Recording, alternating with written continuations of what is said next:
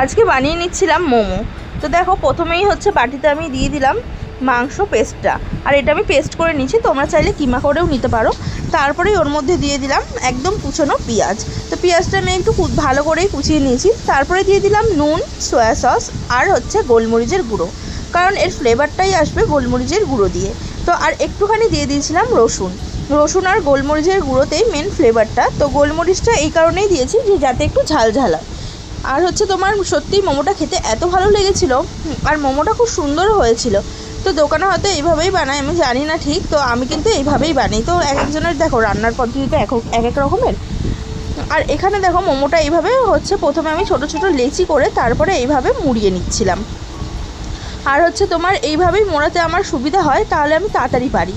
আর না হলে না মানে আমি অন্যগুলো অনেকটা দেরি হয় আর শেপটাও ঠিকভাবে আনতে পারি না, কিন্তু আমার এইটা যেন পারফেক্ট লাগে। তো এইভাবেই মোড়াচ্ছিলাম। তো দিদির মেয়ে বলছিল মিমি তুমি অন্যভাবে করো, আনছি না অন্যভাবে করতে গেলে আবার এক একটা এক এক রকম হয়ে যাবে। তো এইভাবেই সব কটা করে নিচ্ছি। তো সব কটাই বলতে কি মানে 10-11টা এরমভাবেই করে প্রথমে একবার স্টিমে বসিয়ে আবার ভালো করে তারপরে আবার পরেরগুলো করে নেব। তো ওই দিদির মেয়ের সাথে একটু কথা বলছিলাম আর এই করছিলাম। তাই তোমার মানে এই মোমোটা দেখো বাইরে কিনতে গেলে কিন্তু আমাদের 5 পিস মোমোর দাম মিনিমাম 70-80 টাকা নিয়ে নেয়।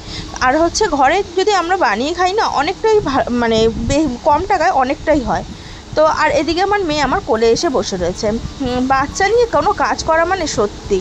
তো এদিকে মেয়ে এসে আমার কোলে বসে পড়েছে। আমি বললাম যে মাম্মা একটু ওঠো, আমি কাজটা করে নিই। তো কয়েকটা দেখো করার পরে হচ্ছে ঝাঁঝরি যে থালাটা যেটার মধ্যে আমি স্টিম করব, যেহেতু আমার মোমো স্টিমার নেই, তো যেই কারণে আমি মানে এটাতেই করে নিচ্ছি। আর এটার মধ্যে একটু তেল মাখিয়ে নিলাম যাতে মোমোটা এর মধ্যে লেগে না যায়। তো একটুখানি তেল মাখিয়ে নিলাম, মানে ব্রাশ করে নিলাম, তারপরেই মোমোগুলো দিয়ে দিলাম। আর দিয়েই আমি হচ্ছে এটাকে স্টিমে বসিয়ে দেবো। বেশিক্ষণ না, 15 মিনিট স্টিম দিলেই মাংসটাও সিদ্ধ হয়ে যাবে, যেহেতু আমি কাঁচা মাংস দিয়েছি তো সেই কারণে। তারপরে দেখো মোমোগুলো স্টিম হয়ে গেল, আর স্টিম হয়ে যাওয়ার পরেই কিন্তু আমি তুলে নিচ্ছি মোমোগুলো এক এক করে। তো মানে মোমোগুলো হয়ে গেছে বুঝবে, একদম ফুলে যায় মোমোগুলো যখন মানে ঢাকনাটা তোলা হয় না, তখন মোমোগুলো একদম ফুলে যায়।